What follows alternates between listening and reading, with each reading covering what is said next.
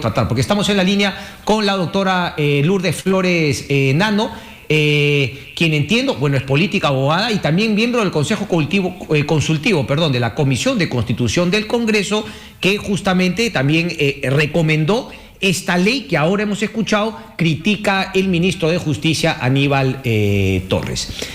Doctora Flores Nano, muy buenas tardes, gracias por estar con nosotros. Gracias, Cristian, encantado de saludarte, con mucho gusto. Gracias. Doctora, ¿ha escuchado al doctor Aníbal Torres que claramente dice que ha sido inconstitucional la manera, más que todo habla de la forma, ¿no?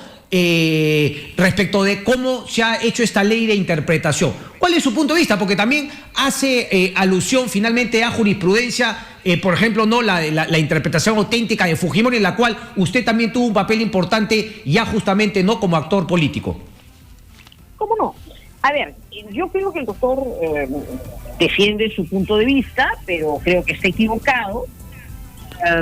Un conjunto de abogados constitucionalistas encabezados por el doctor Domingo García Belaúnde, creo que todos somos miembros de la Comisión Consultiva, hemos considerado que no se distorsiona en nada la Constitución, se desarrolla una institución que en términos generales está consagrada en la Constitución, y la Ley de Desarrollo Constitucional lo que establece es cómo debe ejecutarse, qué límites puede tener el ejercicio de esa potestad, y nos parece que todo eso es un desarrollo constitucional que no contradice la Constitución.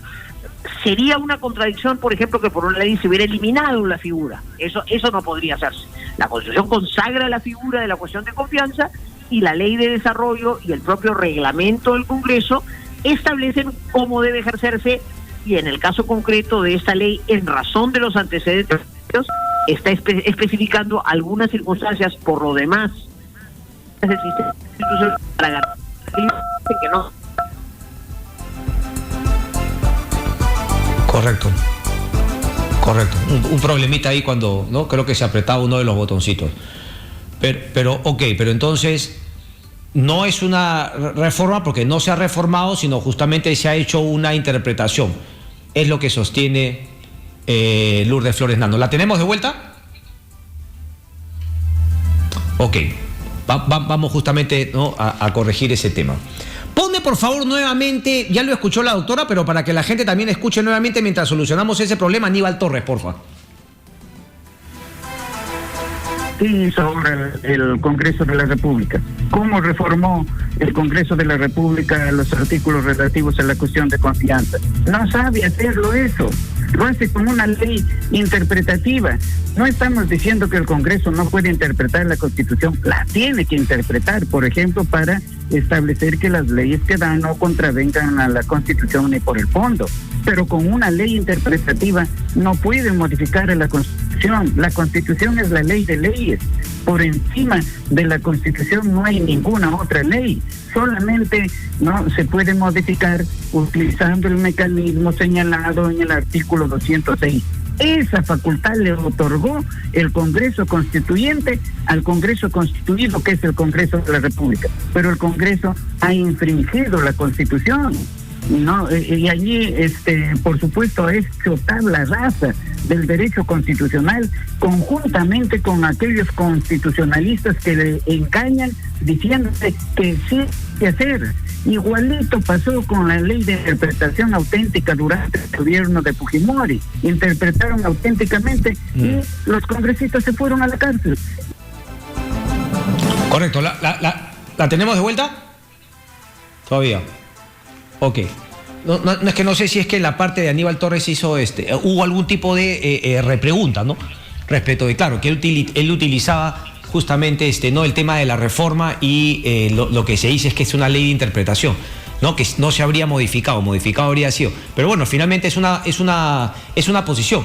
Lo que no sé si le preguntan a Aníbal Torres, ¿dónde habló Aníbal Torres? ¿Hola?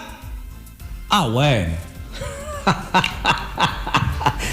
Bueno, claro, ok, claro, porque ahí habían varias preguntas, no si es que finalmente no va a respetar lo que diga el Tribunal Constitucional, o si es que también a priori se pone en plan, no, tipo algunos analistas que dicen, no, como finalmente ya no tengo ese, entonces ese tipo de cosas. Pero bueno, Lourdes Flores Nando. Entonces me decía, el señor Aníbal Torres se equivoca, pero desde su punto de vista, finalmente aquí no hay ninguna, digamos, inconstitucionalidad. Pero finalmente se va a ir igual al Tribunal Constitucional. ¿Qué es lo que podría pasar en el Tribunal Constitucional? Mucha gente dice, hay una nota hoy en el Diario de la República, doctora, que dice, bueno, el TC ya falló al respecto y no puede ir en contra de sus sentencias anteriores. ¿Es eso cierto?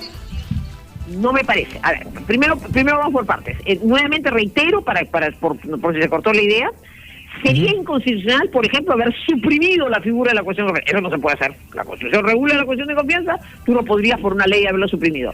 Pero desarrollar sus alcances, sus límites, el procedimiento es propio de una... No se tergiversa si se hace por una ley o en el propio reglamento del Congreso donde hay normas sobre el particular.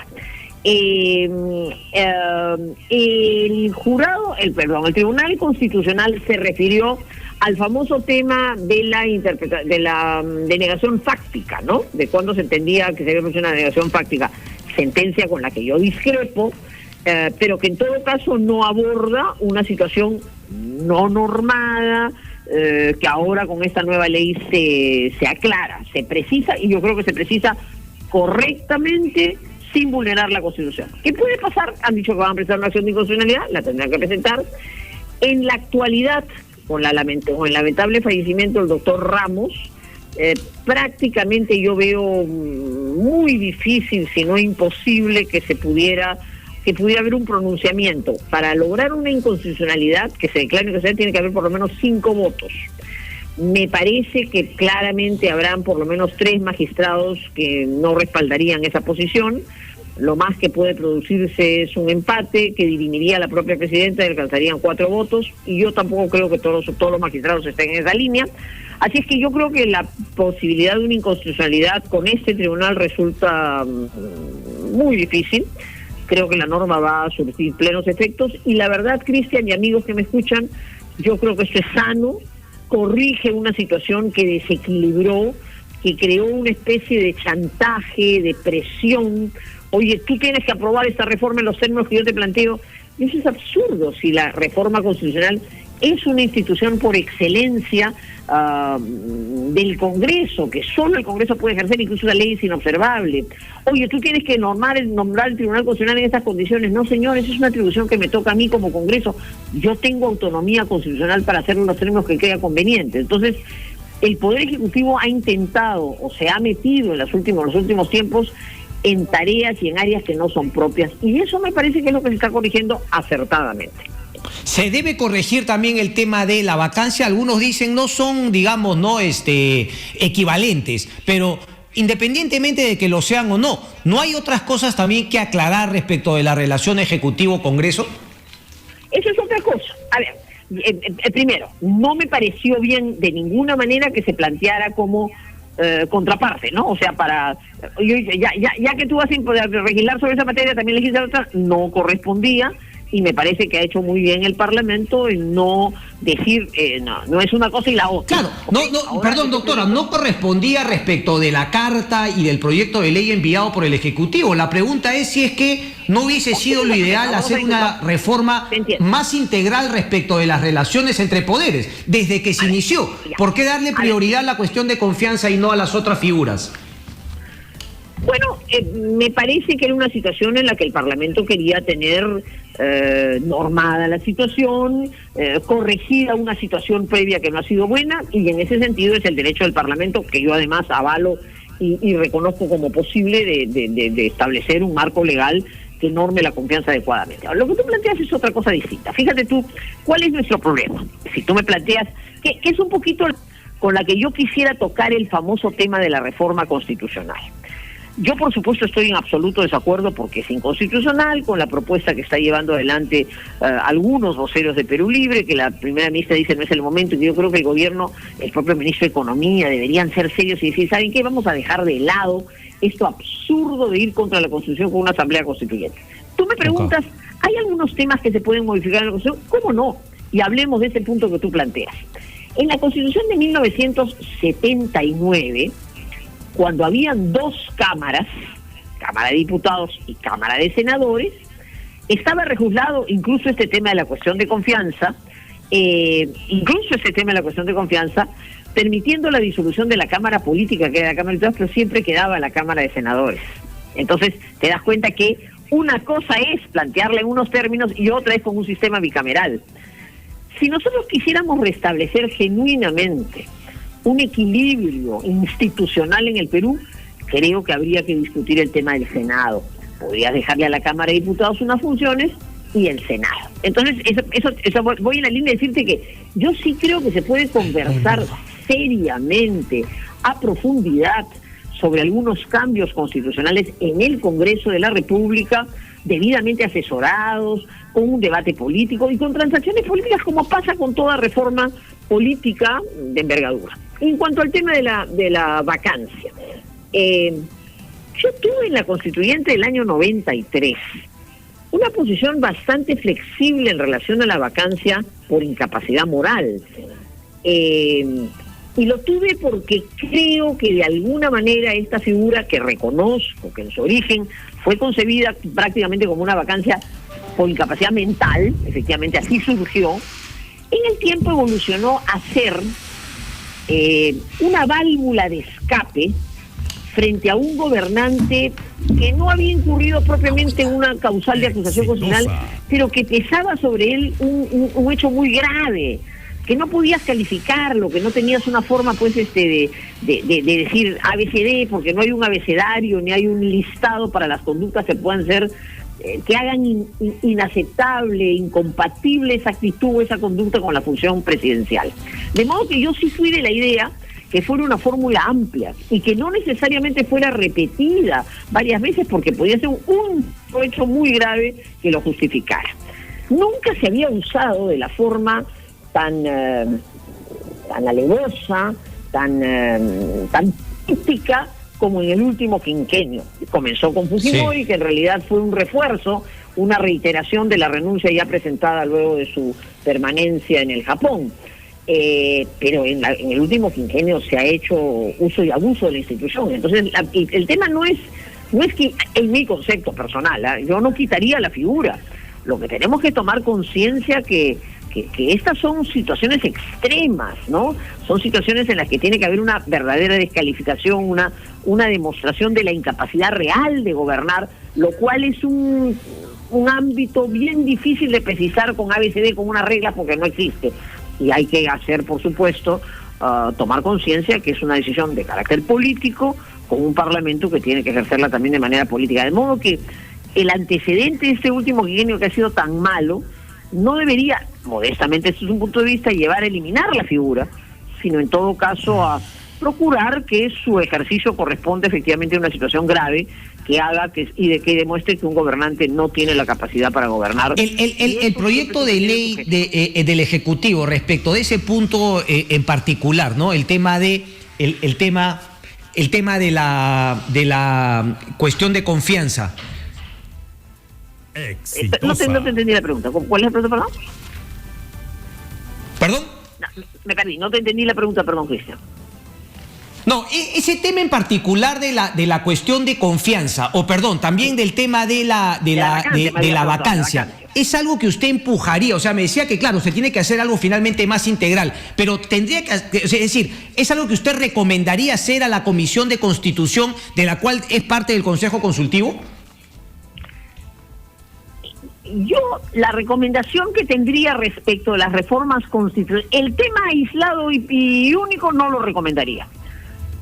Si se lograra, y voy a fijar ya una posición política general, yo soy absolutamente contraria a la Asamblea Constituyente, creo que es contrario a la Constitución, creo que le hace un daño enorme al país, creo que genera una enorme incertidumbre, y creo que si hay algunas voces serias, comenzando por el ministro de Economía, por ejemplo, deberían hacer una reflexión y decir al gobierno, oye, dejemos de lado esto, que es una especie de caballito de batalla y de promesa electoral. Usted me está hablando de la Asamblea Constituyente, pero ahí nuevamente le tengo que hacer una aclaración entonces, con pregunta incluida, porque claro, lo ha dicho Pedro Franque, lo ha dicho Mirta Vázquez, lo ha dicho Aníbal Torres el día de hoy. Digamos, ¿es difícil creerles o qué más se necesitaría? Porque claro, lo que queda claro es que una parte de Perú Libre va a continuar con eso.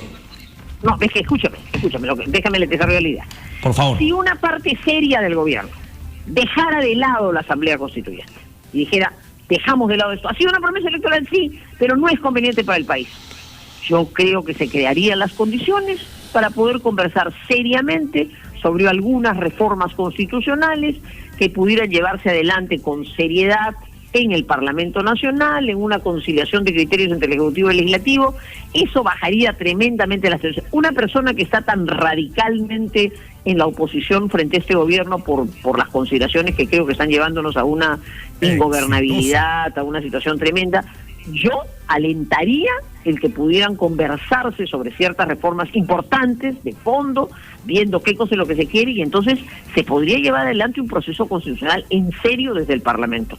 He escuchado el otro día a Alberto Borea, que es un gran crítico de la Constitución del 93, en una exposición que hizo ante la Comisión de Constitución. Tito pues es un hombre brillante y es un gran constitucionalista. Él incluso tiene la tesis que se podría partir de una modificación que parta de la Constitución del 79 y haga algunas reformas, porque es verdad también que si tú comparas la del 79 con la del 93, ahí creo que él mismo dijo la cifra y alguien había hecho ese estudio, que son 85-90% de normas que son iguales.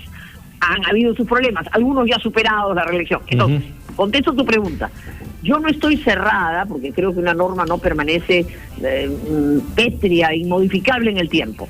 Estoy totalmente en contra de la Asamblea Constituyente y estaría muy dispuesta a que en un diálogo serio entre el Parlamento y el Ejecutivo, entre las fuerzas políticas del país, la sociedad civil, haya unas posibles modificaciones constitucionales en el Congreso, dejando de lado la bomba, la amenaza del daño enorme que representa la Asamblea Constituyente, y entonces sí creo que la primera ministra habría logrado para el país estabilidad. Así que no me niego a nada, todo se puede conversar. Ok, pero doctor, a ver, déjeme meter, porque claro, ante digamos, algunas personas que decían, no, es equivocado igualar, equivalencia, el tema de la cuestión de confianza con la vacancia.